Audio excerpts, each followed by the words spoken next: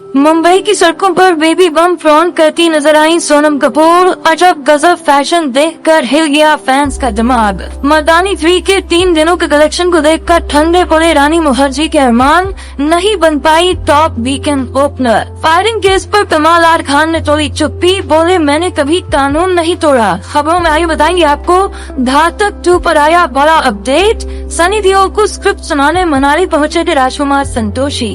अब सीक्वल को लेकर बन सकती है बात। अनुराग कश्यप का फिर छलका दर्द, कहा अब गैंग्स ऑफ वासेपुर जैसी फिल्म बनाना नामुमकिन। और जब कैटरीना को मनाने के लिए नशे में चूर सलमान ने किया था डांस, रेस्टोरेंट ओनर ने बताई उस रात की दिलचस्प कहानी। नमस्कार दोस्तों, आप देखना शुरू कर चुके हैं Bollywood top headlines of the day. तो चलिए अब आपको इन्हीं खबरों के बारे में थोड़ा डिटेल में बताते हैं। बॉलीवुड की फैशन आइकन और स्टाइल क्वीन सोनम कपूर इन दिनों अपनी जिंदगी के बेहद खूबसूरत दौर से होकर गुजर रही हैं। सोनम कपूर इस समय अपनी दूसरी प्रेगनेंसी को पूरी तरह एंजॉय कर रही हैं और बहुत जल्द अपने दूसरे बच्चे का स्वागत करने वाली हैं। जैसे जैसे वक्त आगे बढ़ रहा है, सोनम का बेबी बम्प अब पूरी तरह नजर आने लगा है। इतना कि उसे छिपाना अब मुमकिन ही नहीं रहा, तो सोनम भी इसे फ्लॉन्ट कर रही है। हाल ही में सोनम कपूर को मुंबई में एक आउटिंग के दौरान पेपराजी ने स्पॉट किया, जहां उन्होंने अपने अंदाज और कॉन्फिडेंस से एक बार फिर सबका ध्यान अपनी तरफ खींच लिया। सामने आई वीडियो और तस्वीरों को देखकर सोशल मीडिया पर तरह तरह की बातें हो रही हैं और ये तेजी से वायरल हो रही है। इन क्लिप्स में सोनम का फुली ग्रोन बेबी बम्प साफ दिखाई दे रहा है, जिसे उन्होंने बिना किसी झिझक के खुले अंदाज में फ्लॉन्ट किया। वायरल वीडियो में दिखाया जा सकता है कि उन्होंने एक open shirt style outfit carry किया है, जिसमें वो बेयर बेबी बम्प के साथ बेहद बोल्ड और बेफिक्र अंदाज में पोज देती दिखाई दे रही हैं। उनका ये लुक सोशल मीडिया पर जमकर चर्चा में है। सोनम का इतना बड़ा बेबी बम्प देखने के बाद फैंस के बीच कयासों का दौर भी शुरू हो गया है। कई लोग सोशल मीडिया पर तरह तरह के सवाल कर रहे हैं कि क्या सोनम कपूर ट्विंस की मां बनने वाली हैं। हालांकि इन अटकलों को लेकर अब तक सोनम कपूर की तरफ से कोई प्रतिक्रिया सामने नहीं आई है। मीडिया रिपोर्ट्स बताती है कि सोनम कपूर करीब 6 महीने की प्रेग्नेंट बताई जा रही है और माना जा रहा है कि वो मार्च 2026 के आसपास अपने दूसरे बच्चे को जन्म दे सकती है। रानी मुखर्जी की हालिया रिलीज हुई फिल्म मर्दानी 3 को रिलीज हुए 3 दिन से ज्यादा हो चुके हैं। निर्माताओं को मर्दानी 3 का वीकेंड कलेक्शन देखकर बड़ी निराशा सी हो रही है। हैरानी की बात यह है कि रानी मुखर्जी की मर्दानी 3 उनके करियर की टॉप वीकेंड ओपनर भी नहीं बन पाई। रानी मुखर्जी की फिल्म तलाश इस लिस्ट में टॉप पर बनी हुई है। इस मूवी ने पहले वीकेंड में 47 करोड़ 10 लाख रुपए का बिजनेस किया था। मर्दानी 3 ओपनिंग वीकेंड में मर्दानी 2 के रिकॉर्ड को भी नहीं तोड़ पाई है। इस मूवी ने शुरुआती 3 दिनों में 18 करोड़ 15 लाख रुपयों का कलेक्शन किया था। ट्रेड रिपोर्ट्स बता रही है कि रानी मुखर्जी की मर्दानी 3 ने पहले वीकेंड में मात्र 17 करोड़ 50 लाख रुपए का ही कारोबार किया है। टॉप वीकेंड कलेक्शन की लिस्ट में ये तीसरे स्थान पर है।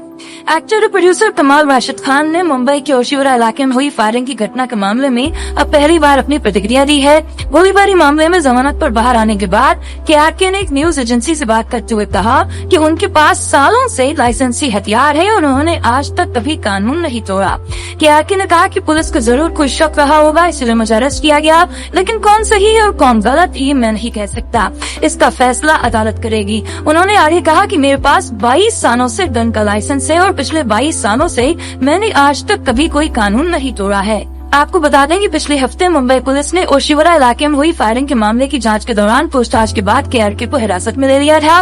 पुलिस के मुताबिक पूछताछ के दौरान केआरके ने खुद ये स्वीकार किया था कि फायरिंग उनके लाइसेंसी हथियार से ही हुई थी, जिसके बाद उन्हें गिरफ्तार किया गया। इसके बाद करीब 1 हफ्ते के बाद उन्हें शुक्रवार को 25,000 रूपए के पर्सनल बॉन्ड पर जमानत दे दी गयी।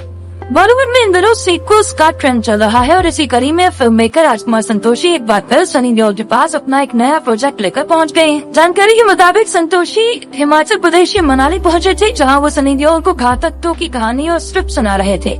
वैसे भी गदर 2 और बॉर्डर 2 की सफलता के बाद सनी देओल अब इंडस्ट्री के डिमांडिंग एक्टर बन रहे हैं। 1996 पर रिलीज हुई फिल्म घातक बॉलीवुड की उन एक्शन फिल्मों में से एक थी जिससे सनी देओल की छवि को और भी मजबूती दी थी। अब लगभग 30 सालों के बाद उसी फिल्म के सीक्वल की चर्चा जोरों पर है। राजकुमार संतोषी ने सीक्वल के लिए एक ठोस आइडिया तैयार किया था, जिसे उन्होंने सनी को व्यक्तिगत रूप से मनाली में सुनाने का फैसला लिया। सनी देओल फिलहाल हिमाचल प्रदेश में छुट्टियां मना रहे हैं और बॉर्डर टू की सफलता का आनंद ले रहे हैं। बॉक्स ऑफिस पर इस फिल्म ने अब तक लगभग 300 करोड़ रुपए से ऊपर की कमाई कर दी है और दर्शकों की ओर से इसे खूब सराहना भी मिल रही है।